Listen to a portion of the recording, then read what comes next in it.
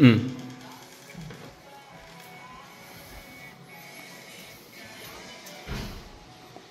Ba't di ka... Parang bukas yung bintana na naman. Nakalito ko. Mm. Oh, kamusta yung review? Okay lang po. Anong ginagawa mo? Solve ko naman. Hmm. Ba't di ka kumain? Busog ka? Okay. Mapatingin ng ano mo, ginagawa mo.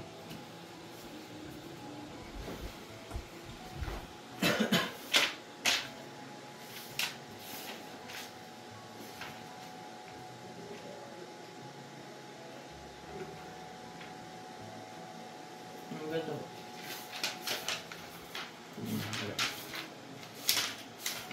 Wala.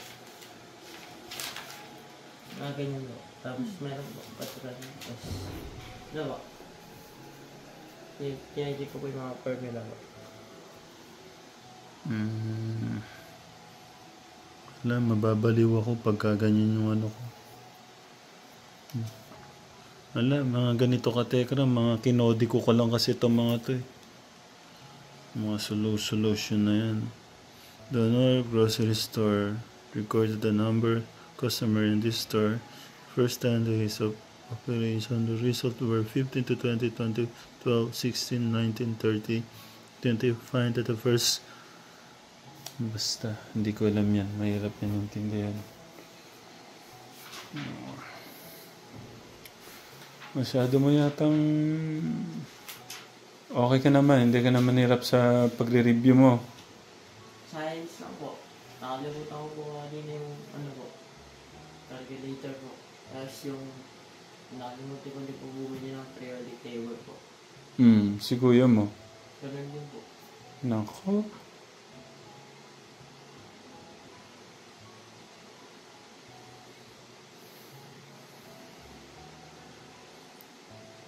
Pagka ano naman, pagka yung hirap ka naman, wag mong pilitin yung ano. Kaya naman po kanina sa science. Kaso, wala akong calculator po. Puro point po yung pinakalculate ko na mga moles po. Pagka naman napipressure na kayo, wag ano, yung tamang ano lang. Relax lang. Chill lang, ganyan.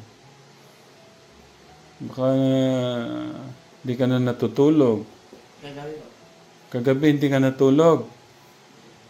Anong oras ka natulog? Hindi talaga natulog. Kanina lang po. Kagabi.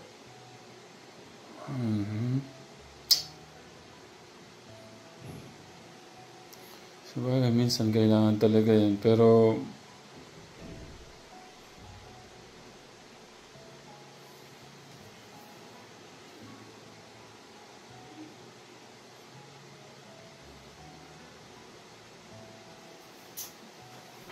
yun yung in-exam mo kanina, yung hindi ka natulog. Ano? Nakalimutan ko po yung calculator po. Naiwan ko. Nako. Anong nangyari? Nahirapan po.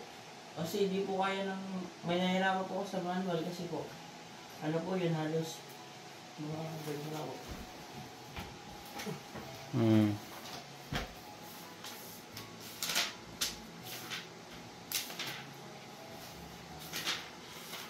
Puro sa ano na po. Mga ganyan na po, 0.02821. Tapos ito times po sa 0. Ganun din po. Ako.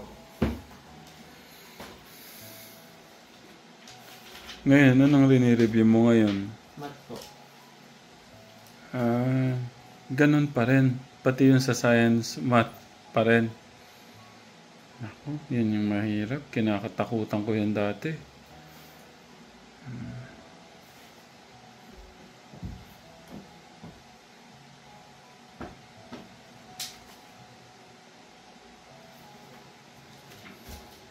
May ano, nakita ko may dugo dyan. Dumugo na naman ba?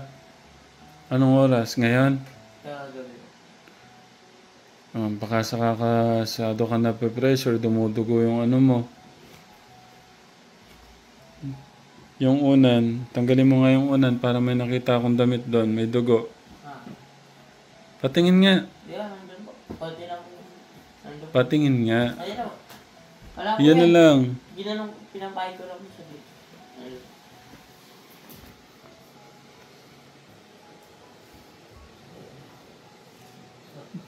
Ayan o.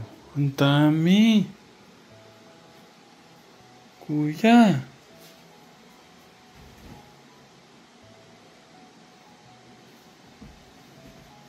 After niyan, dapat ma-check up ka na ulit talaga. Kasi nung isang linggo din, di ba? Dalawang araw po magkasunod po. Oo. Hindi kaya naman di ka na natutulog. Maaga po. Tulog po gala ko. Ano nga yung huling sabi ng doktor? Nung ano? Sobrang Stress po. sobrang stress. Saan ka na-stress? No. Anong dapat mong kaya-stress na? Hindi po. Yan po yung sa amin ng doktor. Di ko lang po. Di naman po stress. Na-stress ka ba dito? Hindi po. Oo. Di ko nga di po alam sa doktor po. Kala ko nung kinistress mo, nagulat tuloy ako. Yung ano, yung... Ano bang nangyari doon sa check-up na yun? Ano yung nangyari sa check-up kay nanay? Nung nagpa-check-up kayo? Kayo po yung sinabi ng doktor. Na sobra mong stress. Sa veins daw po. Pumuputok po. Grabe, no? Kasi yung ganyan dugo, hindi normal yata yung ganyan. Pag daw po ano po, pataas po ng 1 minute po yung pagdudugo. Pag di daw po pinipigilan, doon daw po, magpa-check up na daw po siya. Yung sinabi po ng doktor, Ganun ba? Tumatagal ba siya? hindi, kaya kasi po yung sinabi ng doktor na huwag ko daw po igano. Hindi siya minto. Kailangan na after nung exam mo. Kasi naman, paalala mo. Gaya niyan, di ba? Kailan ba yan? Nung huli. Yung sinabi ni Kuya Jason, yung madami din. Yung nakaraba po yun, tapos yung tubo, yung sa gawin po. Dapat yata matuloy yun sa Boracay para hindi ka maano. Di yun. May iniisip ka ba, nak? Oo, yun nga iniisip ko eh. Bakit ganyan? Kaya...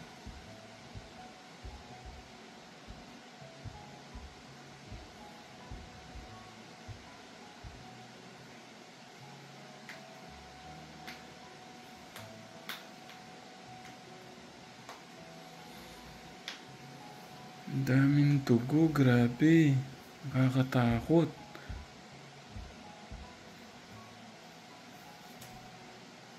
Tapos hindi ka pa natulog. Pero yung mga ganun. Patingin. Ah? Hindi oh.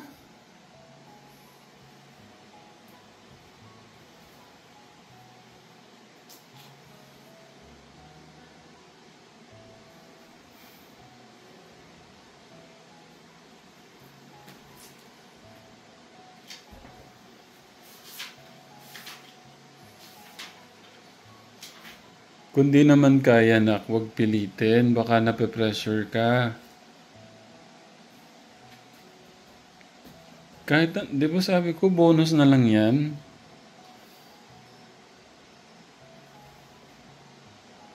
Kahit huwag ka na mag-review, magtulog ka na. Hindi ko kailangan ng medalya. Oh. Wala kang dapat patunayan kahit kanino.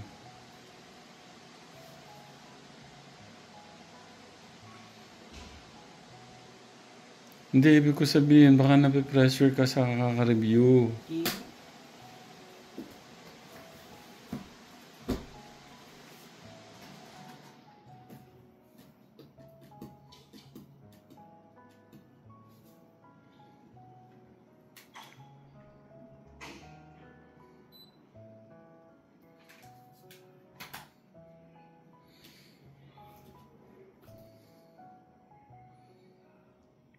Sumakit naman yung puso ko sa nakita kong dugo, katekram.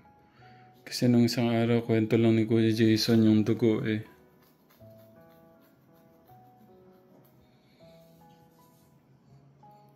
Ano pa ba sabi ng doktor kung bakit daw dumudugo yung ano? Yun lang po, sa may veins daw po. Dahil stress.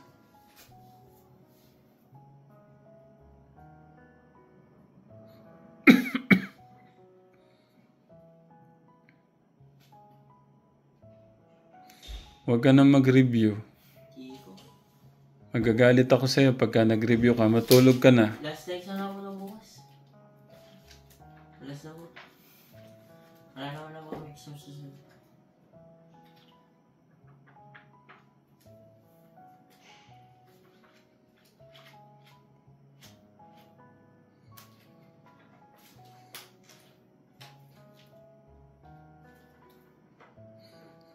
Ilang beses yan itong buwan? Yun yung gusto ko linawin. Sige po. Meron bang ano na ba? May 10, 5? Wala. Hindi, isipin mo. Magbabarano to, bigla ako dumudugo po yung Yung na-brown out. ilang beses di ba dumudugo. Nung ilang beses nang nag-brown out tayo? 3. Tapos minsan mo pagka ako, ano ba, nagre-review mo bigla ako tumutugo. Akala ko yung nahihirapan lang mag-English yung dumudugo yung nagno-nosebleed.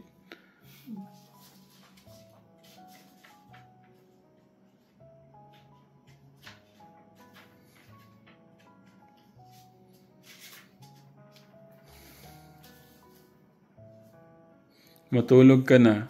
Mamaya na ako.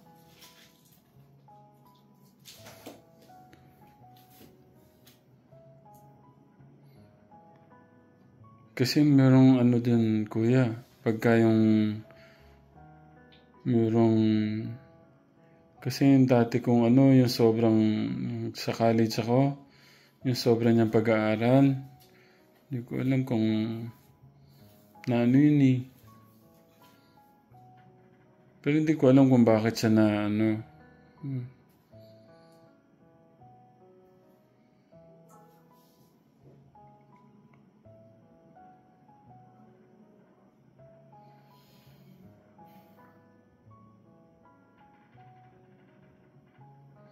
Ngayon, matulog ka na. Huwag ka nang muna mag-review. Okay na yan kung kahit ano yung masagot mo bukas. Mahirap daw po yung ano, sabi ko ng klase ko. Sabi ko kanina sa school. Alam mo, kahit magtiltil na lang tayo ng asin, wag lang ganyan, dumudugo ka sa ano, dumudugo yung sa ano mo sa pag-aaral. Ibig ko sabihin, mas okay yung kalusugan sa ano.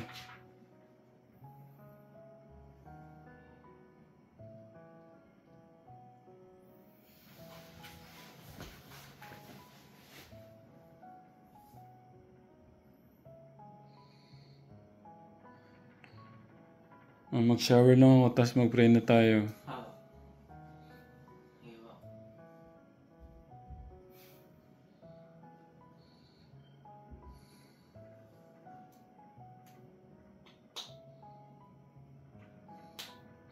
Hindi mo mabilang kung nasa 10. Sige po.